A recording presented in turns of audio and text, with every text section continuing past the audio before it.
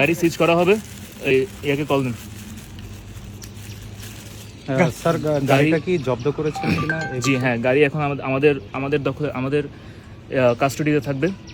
এই গাড়ি কোনো সঠিক লাইসেন্স নেই এবং এই গাড়ির চালক একজন 15 বছর বয়সী শিশু, যার দাবি সে তার পিতাসহ এই পিতার আইডি কার্ড দেখানোর মাধ্যমে রবিউল মোটরস নামে একটি সেকেন্ড হ্যান্ড বাইক শোরুম থেকে এই বাইকটি কিনেছে এবং সে গত 1 মাস যাবৎ এই ছেলেটি কোনো ধরনের লাইসেন্স ছাড়া এই মোটরসাইকেলটি ড্রাইভ করছে এবং প্রতিনিয়ত এখানে তার ব্যবসার যে চাকরি বা ব্যবসার জন্য মোটরসাইকেলটা এখানে ব্যবহার করছে।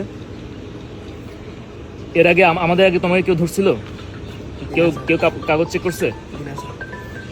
আমরা প্রথমবার দেখা যাচ্ছে যে এই ছেলেটাকে আমরা আটক করেছি এবং যথাযথ ইনভেস্টিগেশনের মাধ্যমে আমরা জানতে পারলাম যে এই গাড়ির কোনো ধরনের সরকারি অনুমোদন এবং জবাবদিহিতা নেই। তাছাড়াও গাড়ির চালক একজন নাবালক শিশু, যার এই গাড়ি চালনা করার মতো সরকারি অনুমোদন পাওয়ার মতো বয়সও এখনো হয়নি, ড্রাইভিং লাইসেন্স করার মতো বয়স এখনো হয়নি। কাজেই এই গাড়ি এখন বর্তমানে আমাদের হেফাজতে থাকবে।